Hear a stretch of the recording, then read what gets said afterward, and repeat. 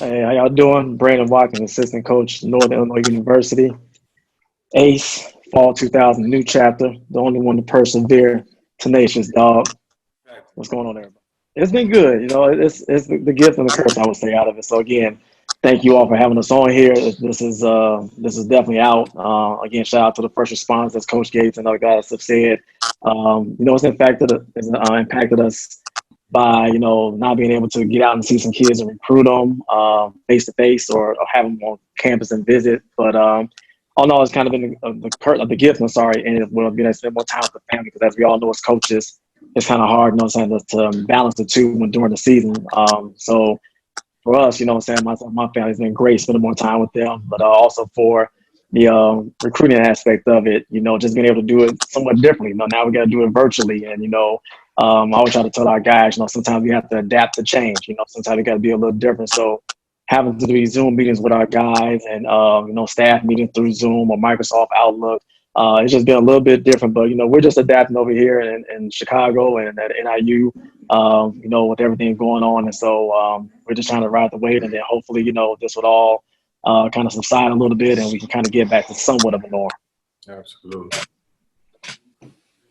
I would say one thing I tell my parents, is do your due diligence. Do your homework, as well as as what as we as coaches have to do on your kids. So for my thing is, if we're somebody who's recruiting your son or their daughter or something like that, and on the woman's side, when I'm ready to have a conversation with a young man and their parents come to me with questions, I don't have a problem answering any questions. I always tell parents, ask me anything, but I always tell them as well, do your due diligence, do homework on us as a team, as a program, as a university. Do your due diligence, do your homework on us, because there might be some questions or some things that when I'm saying my spiel that I don't get to. But if there's something in particular that you want to know, just something, it could be anything about the community that we're in, how we do outside of, as far as community service outside of basketball, anything that might come up. But like, I always tell them to do their homework on myself and also our program and staff as well.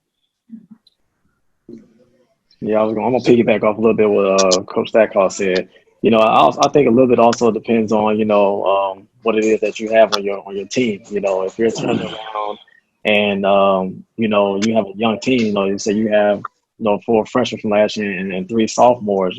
So that transfer portal, sometimes if guys come in and play right away, kind of help you give a little bit of veterans on your team. We've already been through a little bit already.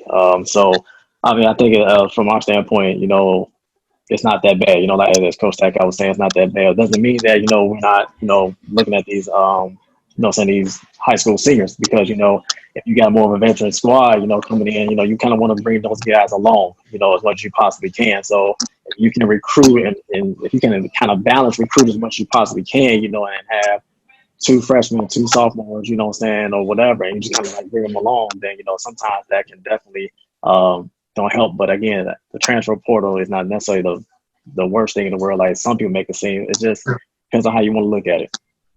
I definitely gotta agree with Coach Richardson. Me personally, I can't stand it.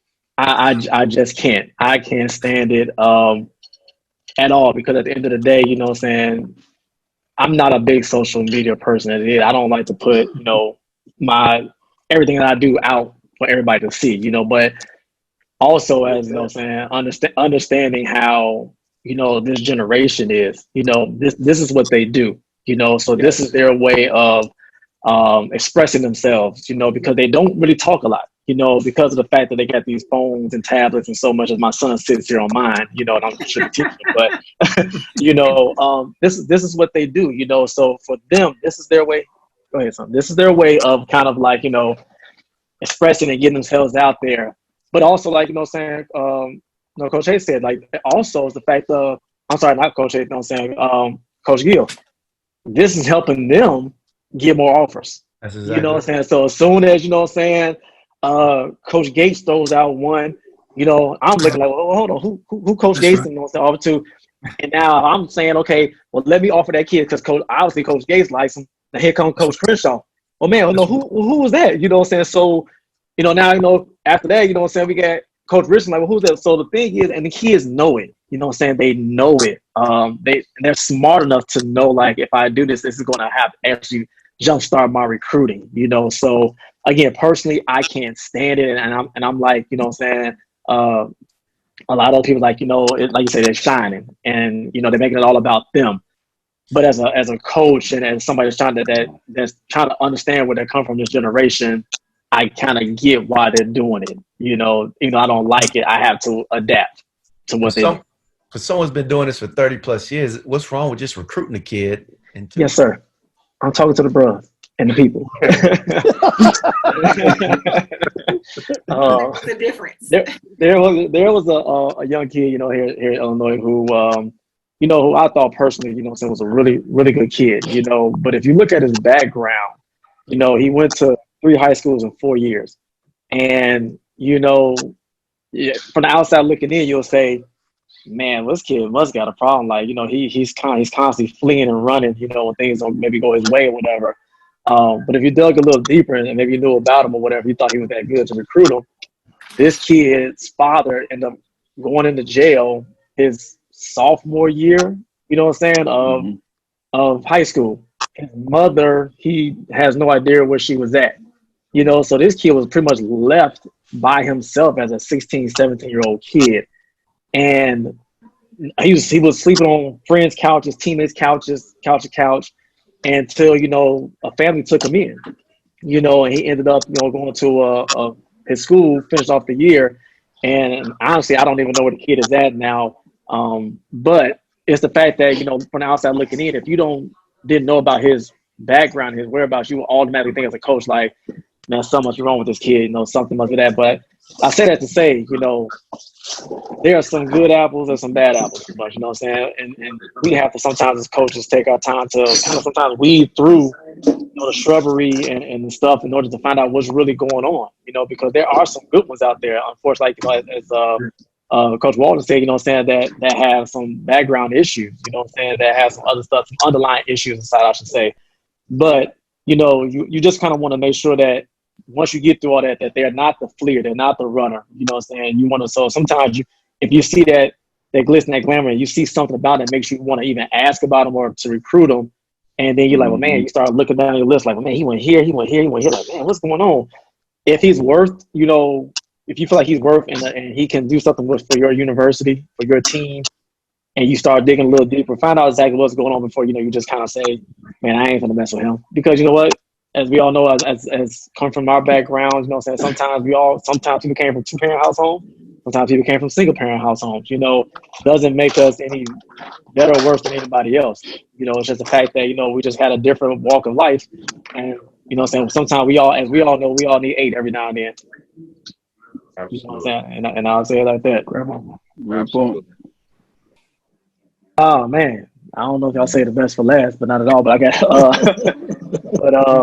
honestly, for the recruits, you know, I just want to say, you know, go where you're appreciated, not just tolerated. You know what I'm saying? Go someplace, you know what I'm saying, where you're definitely wanted, and you're going to be able to shine on and off the court, you know, as a teammate, not just as an individual. So, just, again, go where you're appreciated, not just tolerated. For the coaches, and I'm still, you know, one of those younger coaches, you know, coming up in this, you know, I say be well-rounded, you know, get involved with everything, you know what I'm saying? Don't just be pigeonholed as, I'm a recruiter, or I can go get kids, you know, be a person that can develop on and off the court. Be a person that, you know what I'm saying, gets involved with scheduling. Be a person that get involved with the budget, compliance, anything and everything in and out of if you aspire to be a head coach, get inside of the mind of that head coach. You know what I'm saying? Sit in on some of those, you know, the academic meetings, because as us assistant coaches, you know, we aspire to be head coaches. That's a whole different seat. You know, I was able to be a JUCO head coach, you know what I'm saying? Things are completely different, you know, so that's a whole different seat. So I would just tell people, you know, be well-rounded. Third thing is closed mouths don't get fed. You know, ask what you need to ask. You know what I'm saying? The worst thing somebody can tell you is no. And that could be for recruits, parents, and coaches as well. Closed mouth don't get fed. So if you got something on your mind and something that, you know, you want to respectfully say, you know what I'm saying, say it, you know, or ask it.